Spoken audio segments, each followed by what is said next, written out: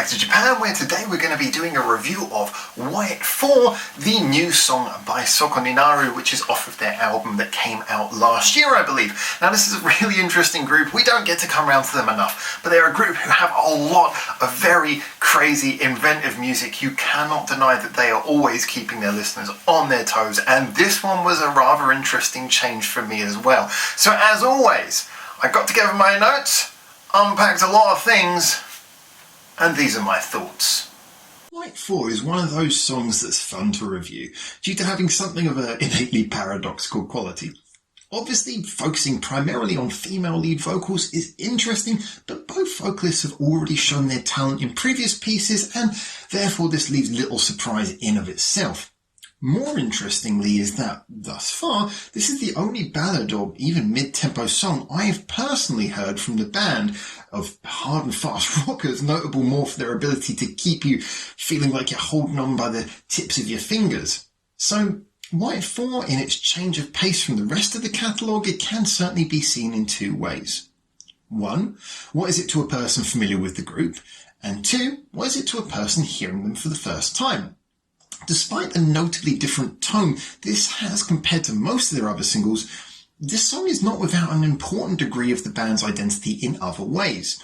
Woven into the slower tempo, there are noticeable shifts in the production almost every few bars, here presented less as their trademark rollercoaster-like turns and more as changes of playstyle or instrument layering, maybe the addition or dropping of reverb and effects.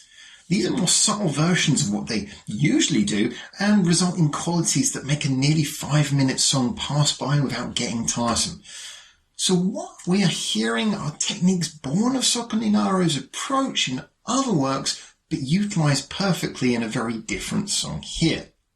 There are a few odd moments, like the louder parts of the song sounding like they're clipping off the limiter in an obvious attempt to sound distorted, that do feel a little unpleasant on better audio equipment. Also a weird clicking sound in the last 30 seconds of the song, present on both the YouTube and Spotify versions, so I didn't imagine it. It seems rather unnecessary. However, neither was imposing enough to be overbearing, and both were clearly quirks of the band's playful approach to sound.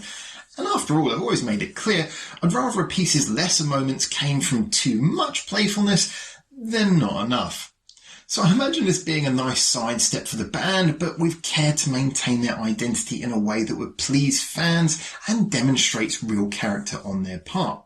However, interestingly, when I checked it out on Spotify, White 4 had the second least plays of any song on their album, which itself has been out for a good few months now. So I imagine the choice to release a video for this was partly to advertise the band to a new audience altogether who may have found them inaccessible before, or maybe just hadn't seen them at all.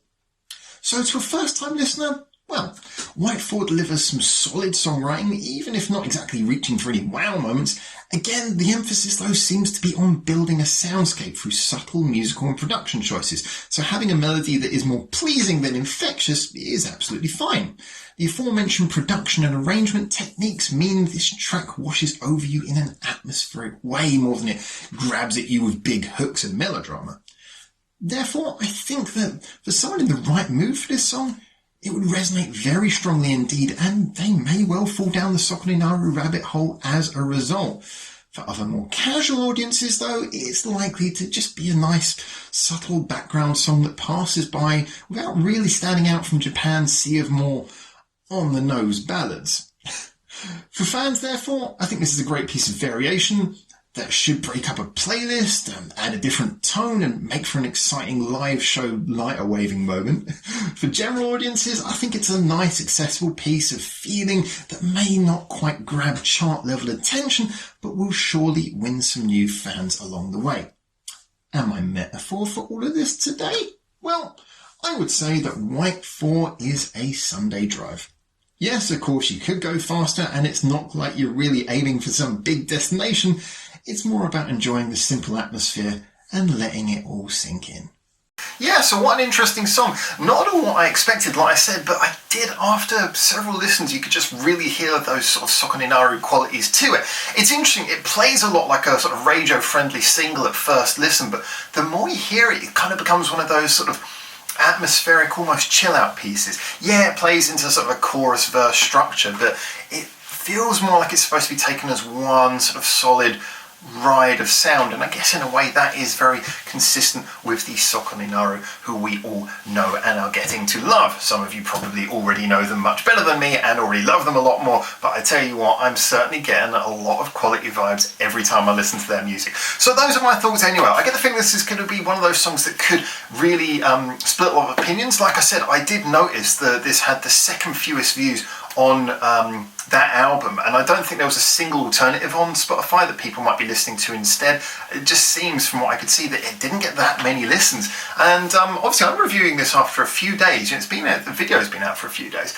So, but at the same time, the actual video itself had a lot of really positive comments on it from fans. So I'm really interested to know what people think. Fans or non-fans, whether you like it or dislike it. Music is all about opinions, and that is exactly what this channel is about. So you've heard my opinions, I've tried to justify them. Now give me yours. Get in the comments, tell me what you think. Let me know what you think about my opinion as well if you like.